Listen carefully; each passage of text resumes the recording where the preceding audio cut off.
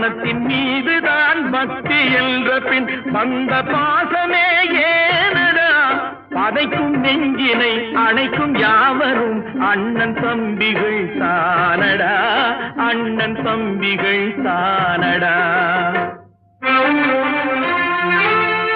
அண்ணன் என்னடா தம்பி என்னடா அவசரமான உலகத்திலே